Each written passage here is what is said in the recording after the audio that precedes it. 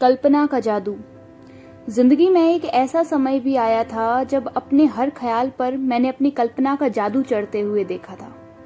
जादू शब्द केवल बचपन की सुनी हुई कहानियों में कभी कानों में पड़ा था, पर देखा एक दिन अचानक वह मेरी कोख में आ गया था और मेरे ही शरीर के मांस की ओट में पलने लगा था। यह उन दिनों की बात है जब मेरा बेटा मेरे शरीर की आस बना था। 1946 के अंतिम दिनों की बात। अखबारों और किताबों में अनेक ऐसी घटनाएं पड़ी हुई थी कि होने वाली माँ के कमरे में जिस तरह की तस्वीरें हो या जैसे रूप की वह मन में कल्पना करती हो, बच्चे की सूरत वैसी ही हो जाती है। और मेरी कल्पना ने जैसे दुनिया से छिपकर धीरे से मेरे कान में कहा, अगर मैं साहिर के चेहरे का हर समय ध्यान करूं तो मेरे बच्चे की सूरत उससे मिल जाएगी।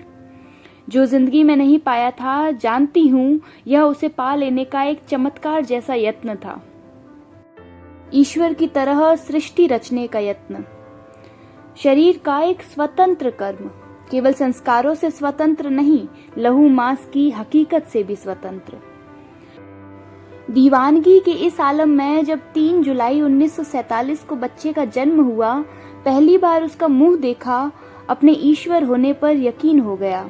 और बच्चे के पनपते हुए मुंह के साथ यह कल्पना भी पनपती रही कि उसकी सूरत सचमुच साहिर से मिलती है। खैर, दीवानेपन के अंतिम शिखर पर पैर रखकर खड़े नहीं रहा जा सकता। पैरों पर बैठने के लिए धरती का टुकड़ा चाहिए, इसलिए आने वाले वर्षों में मैं इसका जिक्र एक परी कथा की तरह करने लगी। एक बार यह बात मैंने साहिर को भी सुनाई, अपने आप पर हंसते हुए। उसकी और किसी प्रतिक्रिया का पता नहीं, केवल इतना पता है कि वह सुनकर हंसने लगा और उसने सिर्फ इतना कहा, वेरी पुअर टेस्ट। साहिर को जिंदगी का एक सबसे बड़ा कॉम्प्लेक्स है कि वह सुंदर नहीं है, इसी कारण उसने मेरे पुअर टेस्ट होने की बात की। इससे पहले भी एक बात हुई थी। एक दिन उसने मेरी लड़की को गोदी में बिठाकर कहा था, तुम्हें एक कहानी सुनाऊं? और जब मेरी लड़की कहानी सुनने के लिए तैयार हुई तो वह कहने लगा, एक लकड़हारा था, वह दिन रात जंगलों में लकड़ियां काटता था।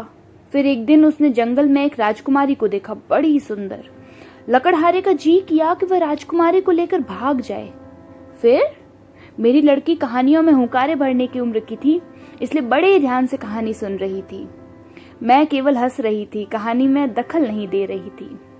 वह कह रहा था, पर वह था तो लकड़हारा ना। वह राजकुमारी को सिर्फ देखता रहा, दूर से खड़े खड़े, और फिर उदास होकर लकड़ियां काटने लगा। सच्ची कहानी है ना? हाँ, मैंने भी देखा था। न जाने बच्ची ने यह क्यों कहा। साहिर हंसते हुए मेरी ओर देखने लगा, देख लो, यह भी जानती है। और बच्ची से उसने पूछा, तुम वहीं थी ना जंगलों में? बच्ची ने हाँ में सिर हिला दिया। साहिर ने फिर उस गोद में बैठी हुई बच्ची से पूछा, तुमने उस लकड़हारे को भी देखा था ना? वह कौन था? बच्ची के ऊपर उस घड़ी कोई देववाणी उतरी थी शायद, बोली, आप। साहिर ने फिर पूछा, और वह राजकुमारी कौन थी? मामा। बच्ची हंसने लगी। साहिर मुझसे कहने लगा, देखा, बच्चे सब कुछ जानते हैं। और बच्ची से उसने पूछा, तुम वहीं थी ना जंगलों में? बच्ची ने हाँ में सिर हिला दिया। साहिर ने फिर उस गोद में बैठी हुई बच्ची से पूछा, तुमने उस लकड़हारे को भी देखा था ना? वह कौन था? बच्ची के ऊपर उस घड़ी कोई देववाणी उतरी हुई थी शायद, बोली, आप। साहिर ने फिर पूछा, और वह राजकुमारी कौन थी? मामा। बच्ची हंसने लगी। साहिर मुझसे कहने लगा, देखा, बच्चे सब कुछ जानते हैं। फिर कई वर्ष बीत गए। 1960 में जब मैं बंबई आई तो उन दिनों राजेंद्र सिंह बेदी बड़े मेहरबान दोस्त थे, अक्सर मिलते थे। एक शाम बैठे बातें कर रहे थे कि अचानक उन्होंने पूछा, प्रकाश पंडित के मुंह से एक बात सुनी थी कि नवराज साहिर का बेटा है। उस शाम मैंने बेदी साहब को अपनी दीवानगी का वह आलम सुनाया। कहा, यह कल्पना का सच है, हकीकत का सच नहीं।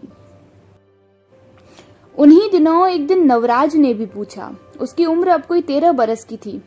मामा, एक बात पूछूं, सच सच बताओगी? हाँ। क्या मैं साहिर अंकल का बेटा हूँ? नहीं। पर अगर हूं तो बता दो, मुझे साहिर अंकल अच्छे लगते हैं। हाँ बेटे, मुझे भी अच्छे लगते हैं, पर अगर यह सच होता तो मैंने तुम्हें जरूर बता दिया होता। सच का अपना एक बल होता है, सो मेरे बच्चे को यकीन आ गया। सोचती हूँ कल्पना का सच छोटा नहीं था, पर वह केवल मेरे लिए था, इतना कि वह सच साहिर के लिए भी नहीं। लाहौर में जब कभी साहिर मिलने आता था तो जैसे मेरी ही खामोशी में से निकला हुआ खामोशी का एक टुकड़ा कुर्सी पर बैठता था और चला जाता था। वह चुपचाप सिर्फ सिगरेट पीता था। कोई आधी सिगरेट पीकर राखदानी में बुझा देता था, फिर नई सिगरेट सुलगा लेता था और उसके जाने के बाद केवल सिगरेटों के बड़े बड़े टुकड़े मेरे कमरे में रह जाते थे। कभी एक बार उसके हाथ को छूना चाहती थी, पर मेरे सामने मेरे ही संस्कारों की एक वह दूरी थी जो तय नहीं होती थी। तब भी कल्पना की करामात का सहारा लिया था। उसके जाने के बाद मैं उसके छोड़े हुए सिगरेटों के टुकड़ों को संभालकर अलमारी में रख लेती थी और फिर एक एक टुकड़े को अकेले बैठकर जलाती थी, और जब उंगलियों के बीच पकड़ती थी तो लगता था जैसे उसका हाथ छू रही हूँ। सिगरेट पीने की आदत मुझे तब पहली बार पड़ी थी।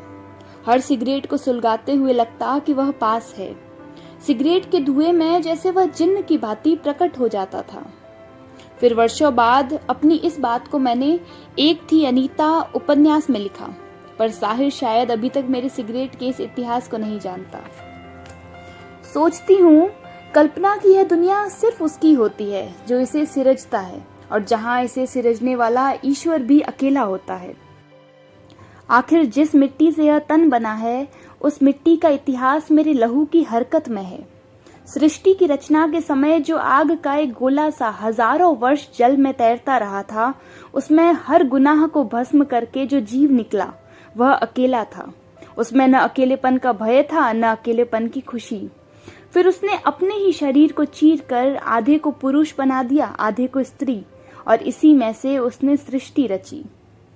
संसार का यह आदि कर्म मात्र मिथ नहीं है, न केवल अतीत का इतिहास, यह हर समय का इतिहास है, चाहे छोटे छोटे मनुष्यों का छोटा छोटा इतिहास, मेरा भी।